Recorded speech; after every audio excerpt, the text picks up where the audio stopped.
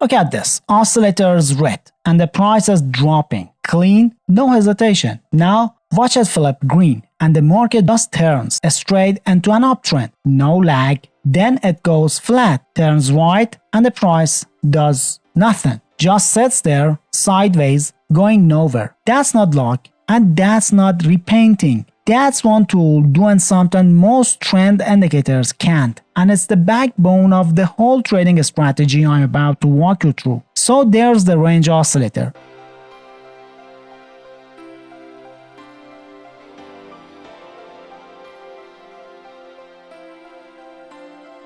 And look, all it's really doing is telling you one thing. Is the market trending or it's just ranging?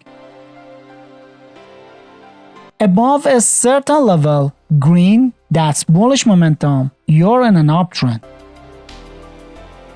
Below another level, red, bearish momentum, downtrend. And the between, which is honestly where most traders get chewed up, is flat, white, meaning the market's ranging. There's no real direction. Don't even bother. But here's the problem, and it's the part that traps people up. The range oscillator can tell you what the market's doing right now. It can't tell you where to actually pull the trigger. It's not an entry signal. On its own, it just leaves you staring at color changes with no line in the sand to trade from. So that's where the second piece comes in, the AI source switching moving average.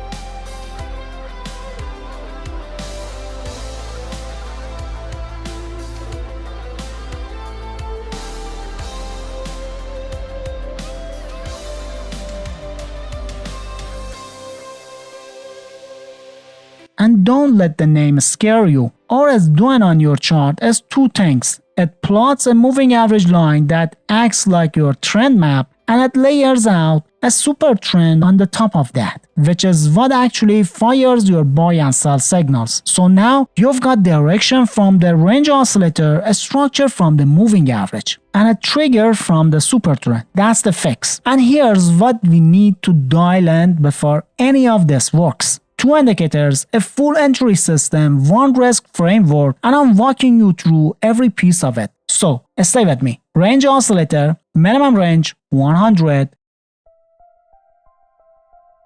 range width 4, and I set both the wick bullish and wick bearish colors to white. That's why anything wick just read as no trade instead of tempting you with a half signal.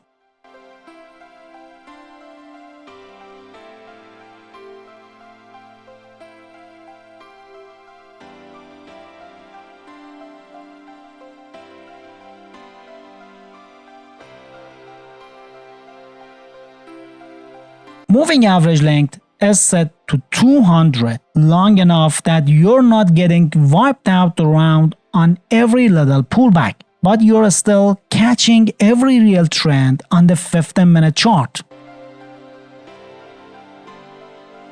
So here's how this actually plays out on the chart. First thing you're checking always is where price sitting relative to the moving average line. Below it, you're in a downtrend, and I know that sounds obvious, but the logic behind it matters because a 200 level MA is basically a running average of the last 200 candles worth of price. So when price is sitting under it, the pressure over the whole stretch is still pointing down. Sellers are still in control on balance. Above that line, flip it. Buyers are in control.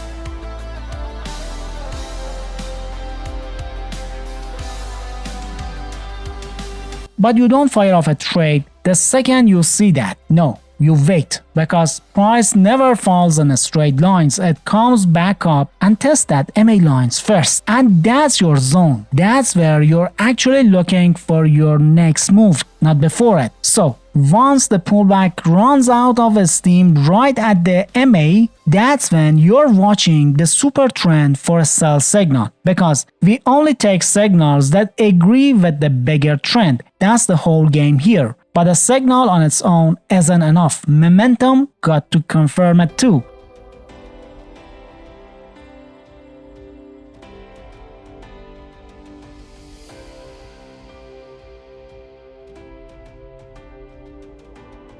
Sell signal fires, but look, the range oscillator is white, flat, no real bearish push behind it, so no trade, we skip it.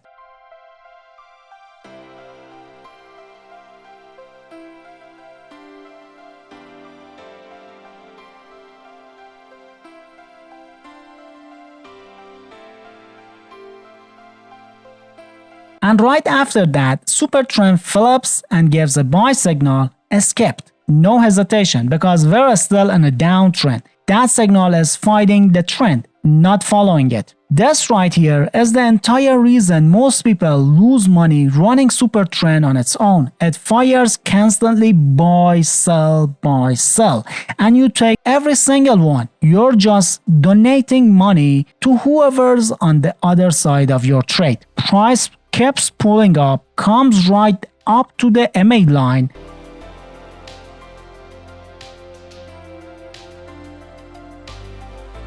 Sell signal fires again.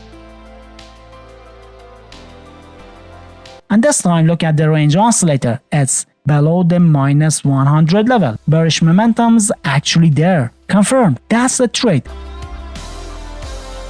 Stop loss goes at the super trend line or the recent swing high, if that gives you a cleaner level.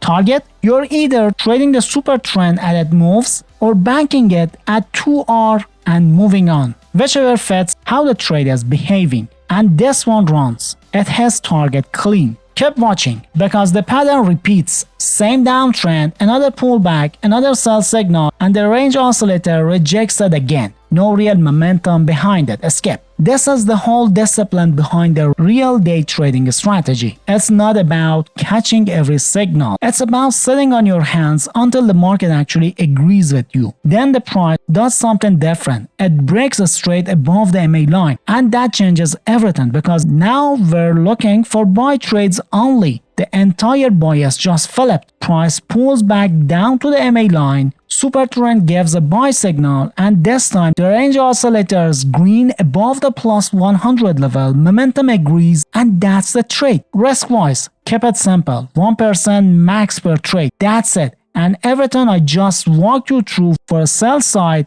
runs exactly the same in reverse for buys. Same moving average, same super trend, same range oscillator filter. Nothing changes except direction. That buy trades is still running as I'm putting this together.